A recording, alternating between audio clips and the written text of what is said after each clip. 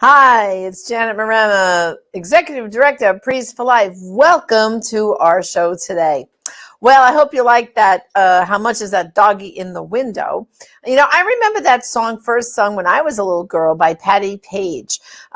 So I found this other version because of copyright. I couldn't have played the Patti Page version, but if you want to see it, just Google it on YouTube and you'll see it. I remember that song when I was a little girl, and I wanted a puppy so bad. I really wanted a puppy. And eventually, I remember my parents telling me for my 13th birthday, I got my first dog, and he was a beagle named Jamie. But, you know, I just thought talking about puppies and dogs, and before the end of the show, I'm going to introduce you to my newest puppy. You're going to get to meet him on camera and some of my other dogs. But first, I thought it would be fun to also introduce you to a beautiful children's book written by, of course, our Anthony DiStefano, who is part of our administrative team here at Priest for Life. And this book is called The Puppy That Nobody Wanted. Can you imagine a puppy that nobody wanted? I mean, I think you just look at puppies and you fall in love. But let's take a look right now at Anthony's book, The Puppy That No One Wanted. And then we come back, we're going to talk about puppies and dogs. And if you got a picture of your dog, share it with me. You got a puppy or dog experience, tell me about it, and we'll talk about all our fun things about puppies when we come right back. So let's listen to The Puppy That Nobody Wanted. All right. So by the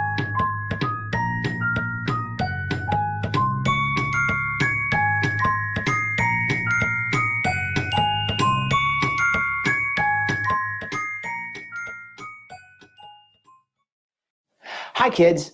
I'm Anthony DiStefano, and this is my friend, Gianni.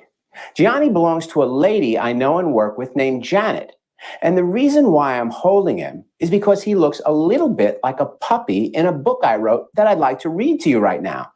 It's called The Puppy That No One Wanted, and it's about a scraggly little dog that just doesn't fit in, a dog that can't seem to find a home of his own.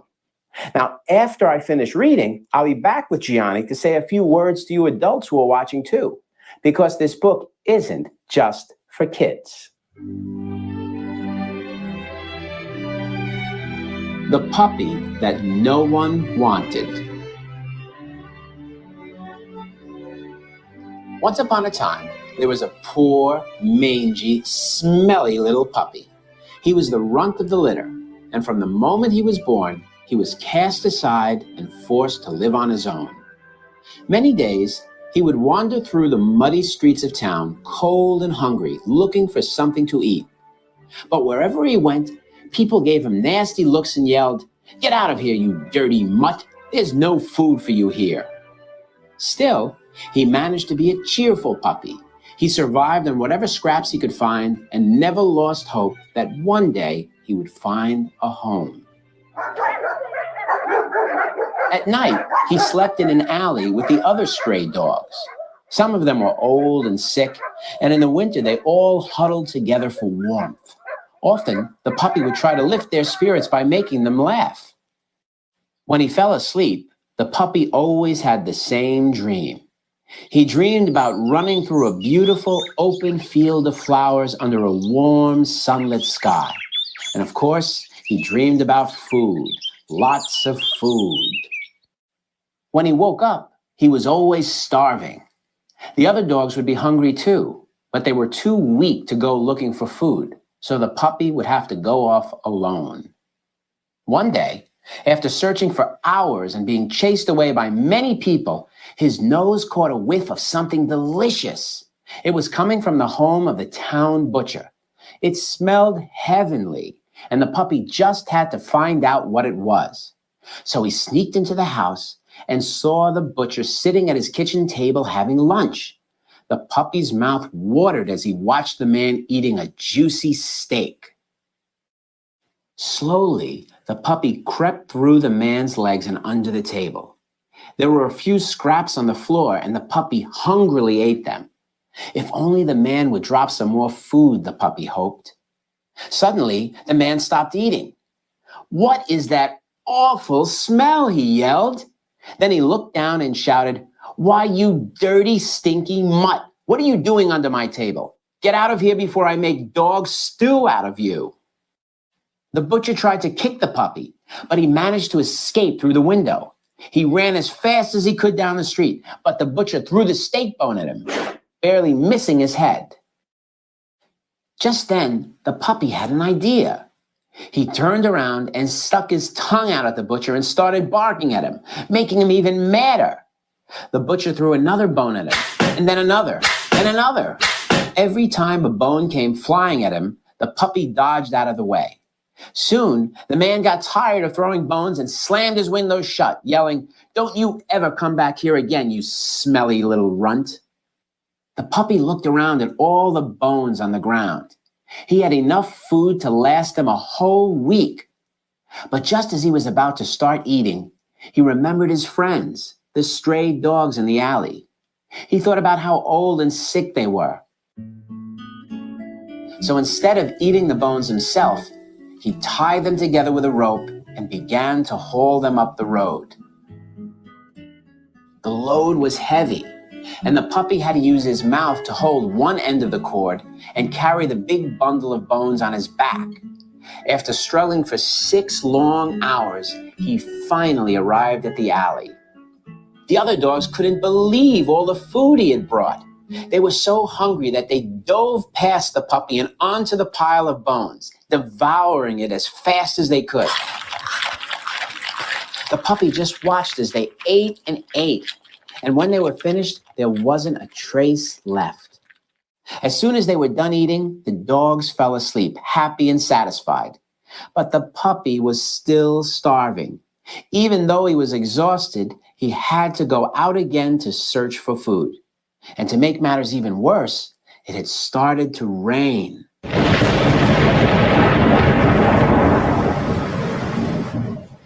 Walking through the streets of the town in the pouring rain, the puppy was sad and wet and cold. Everything was so muddy. There wasn't a crumb of food to be found anywhere. Just then, at the end of the road, the puppy saw some light coming from the window of a small house. He climbed up and peered inside. What he saw made his heart beat faster. For inside was a family seated around a table. There was a man, his wife, and a little boy, and they were having dinner. The puppy watched as they said a prayer and began eating. The house seemed so toasty warm. Looking closer, he saw that a piece of hot, crusty bread had fallen onto the floor next to the boy's feet. Taking a chance, the puppy jumped to the ground and sneaked into the house. When no one was looking, the puppy darted across the floor. Trying not to make a sound, he quickly ate the bread. Then he waited to see if any more crumbs would fall. But before he had a chance to eat anything else, the man above him said, "What is that awful smell?" Now I'm in trouble, the puppy thought. When he looked up, he saw the little boy staring at him. "It's a puppy who's trying to eat scraps from the table," the boy said. Then, lifting him up, he asked, "What's the matter, little dog? Haven't you eaten anything today?" The puppy wanted to tell the boy how hungry he was because he had given all his food away. But since he couldn't talk, he just yelped.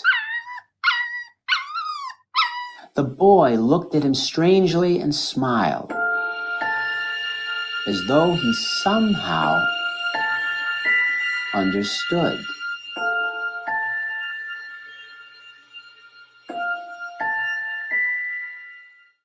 Then the boy's mother said, "He's a very smelly pup. Let's get him cleaned up." So she put some warm, soapy water into a large wooden basin and handed the puppy to the boy, who started to wash him.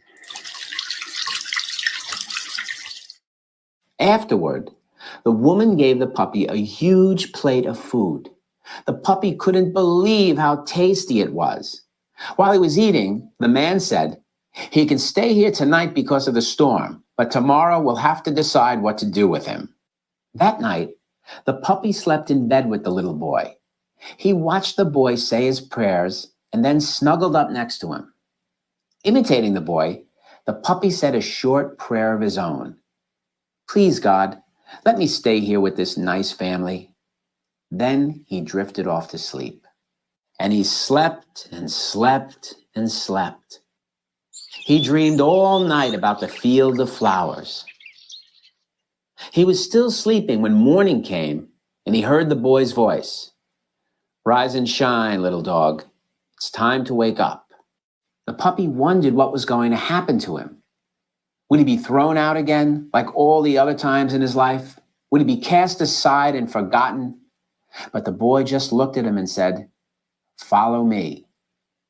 So the puppy got up and trotted behind the boy and the man as they left the house and started walking down the road. Soon, they came to a small shop on the edge of town. "This is our workshop," the boy said. "My father is a carpenter, and I'm learning to be one too. And guess what, my little friend? You're going to work here too. My parents decided this morning that from now on, you can stay with us." The puppy couldn't contain his excitement. He started jumping up and down, yelping for joy. Could it really be that he finally had a home? The boy showed him the shop. It was full of tools and nails and interesting things made of wood. The puppy looked around in amazement. Imagine all the wonderful things that could be made here, he thought. In back of the shop was a door that led to a yard. When the puppy went through, his eyes opened wide, for behind the shop was a huge open field of flowers. He sat there for a long time looking at the flowers and the rolling hills and the sparrows flying high above in the sunshine. The boy patted his head softly. "It's a field of lilies," he said. "Isn't it the most beautiful thing you've ever seen?" The puppy just nodded and licked the boy's hand. And from that moment on, the puppy lived with the family and was happy. The man and the boy even built a cozy row of little dog houses besides the field of flowers for all the dogs in the alley, so they would never be cold again. And forever after, the puppy belonged to the little boy. And he was the best, most faithful servant that any boy or girl could ever have. Did you like that? I know Gianni did. He's been listening the whole time quietly like a good puppy. You know, kids, the meaning of this story is very simple. Just like the puppy that no one wanted, sometimes we can feel lonely and left out, and even unloved. When that happens, you have to remember that God always loves you, no matter what. And he always wants to welcome you into his life with open arms. And that's true for us adults too. At one time or another, all of us have felt isolated and abandoned. Hey, it's easy to feel like a scraggly, smelly puppy that nobody wants. It's easy to feel like an outcast in life. But no matter how lost we might feel, what we must never forget is that we can always find our true happiness, our true fulfillment, and our true home in God. I'm Anthony DeStefano, and I'll see you next time. Gianni, say goodbye to all these nice boys and girls. Say goodbye.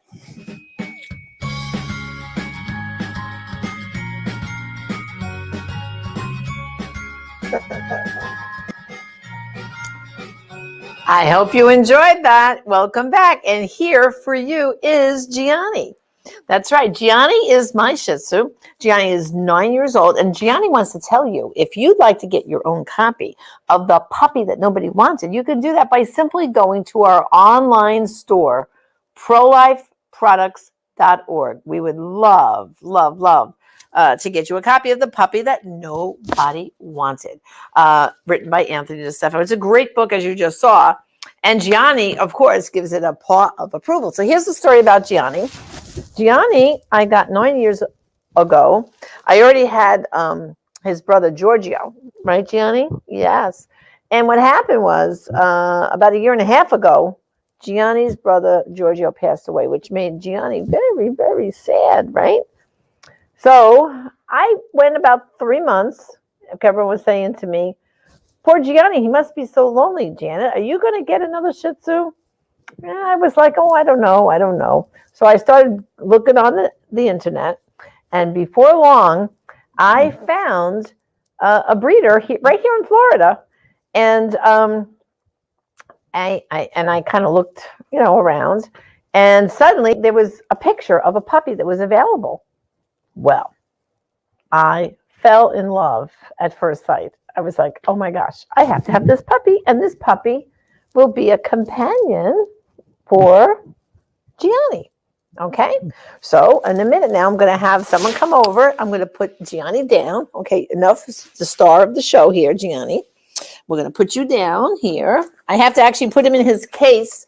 Otherwise, he might chew on the wires. And next out is going to be my newest addition to the family here is Lorenzo. And here's the dog that I saw on the internet.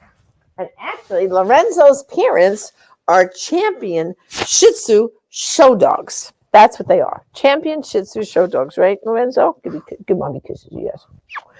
So, okay, so the plan seemed to work, but there was a problem. Look, see how wiggly Lorenzo is? Yes. So the problem I had was now I had a 9-year-old dog and this Pepper here of Lorenzo. As you see, he's going to just squirm around. So he doesn't sit like Gianni does. Okay, now maybe he will. Come on. You got to be a good boy. You have to be a good boy. So poor Gianni was like, can you get this little kid out of here, Mom? So I called the breeder where I got Lorenzo. And I said, by any chance, his mommy's Cleo, is she going to have another litter soon? And the breeder said, Janet, your timing is perfect because she just gave birth to 3 puppies, 2 boys and a girl. So Lorenzo, what did happen? What did Mommy do? What did Mommy do? She said, I'm going to take one of the little boys for Lorenzo, right? For Lorenzo. Yes. And actually the puppies were born the day before my birthday. They were born October 17th. And of course, my birthday is October 18th. And I just picked up the puppy last night, right, Lorenzo? Lorenzo is still getting used to having a little brother. And it's kind of funny to watch because now the puppy is kind of getting Lorenzo to play. And Lorenzo's like running around going, oh, this kid is, he wants to play with me. Meanwhile, Gianni is clapping his paws because now Gianni can lay in his bed and neither Lorenzo nor the puppy bother Gianni. So he is extremely happy.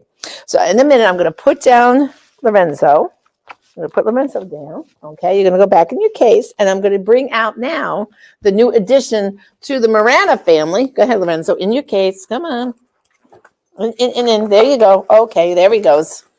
And now, lo and behold, I'm going to bring it up here and we're going to see the brand new puppy.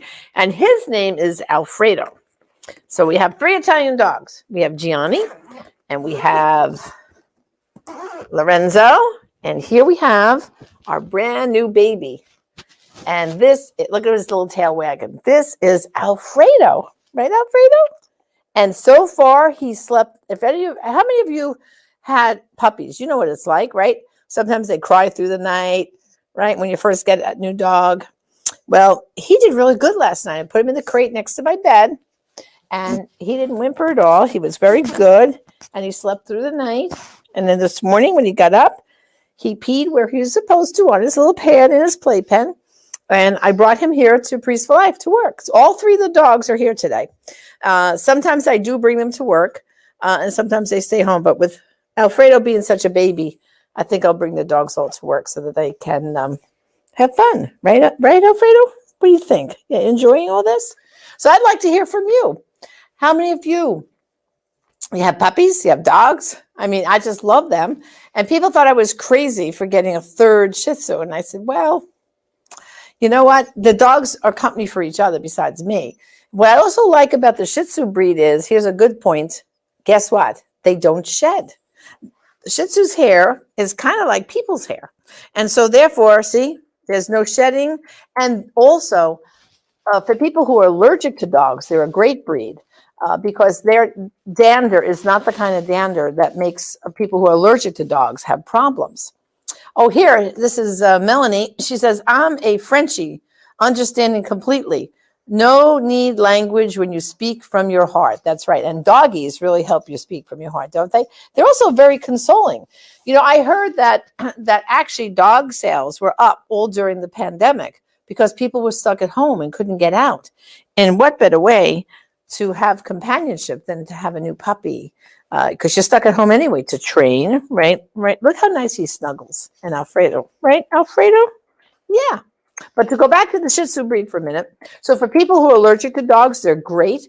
And then the other thing is, see how like their disposition is very calm and peaceful. They're also not yappy dogs. You know, sometimes some small dogs go, yip, yip, yip, yip, yip. No, Shih Tzus have a nice bark. You hear it, but it's not too loud. Like, it's a nice little woof woof. So they're really pleasant dogs. I've actually had Shih Tzus for a very long time. I got my first Shih Tzu, oh my gosh, must be almost 20 years ago. Oh no, let's see, was it less than that? Yeah, it was more than 20 years ago. I got my first Shih Tzu, and I really love them. Okay, so Irma says, I have 3. My youngest is 2 years old. My oldest is 12 years old. We had the same problem where the older said the same thing. Get this kid out of here. That's right, Irma. That's right.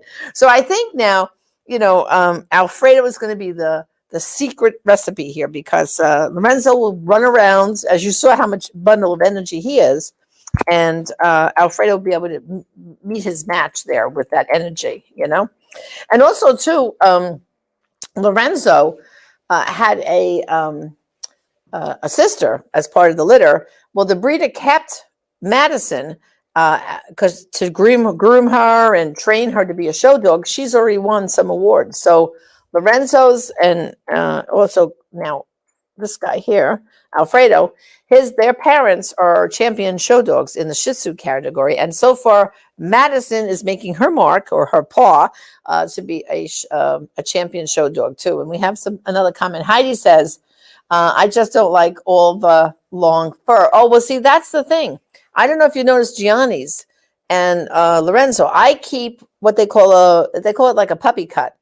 With Shih Tzus, you can keep their hair short. And in fact, you shouldn't keep it long unless you're really going to be dedicated to brushing them multiple times a day. Really, Shih Tzus belong with long hair if they're going to be shown as show dogs. But if not, short hair is the best. And right now, you know, Alfredo looks a little puffy only because he's a puppy and he hasn't gotten what they call his first puppy cut, right? Your first puppy cut. But his first puppy cut will be in another 2 weeks.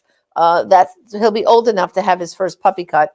And then the groomer will start to get his hair ready to be, you know, on the short side. So he's not going to have that long hair like you see Shih Tzus with. Again, those are the show dogs.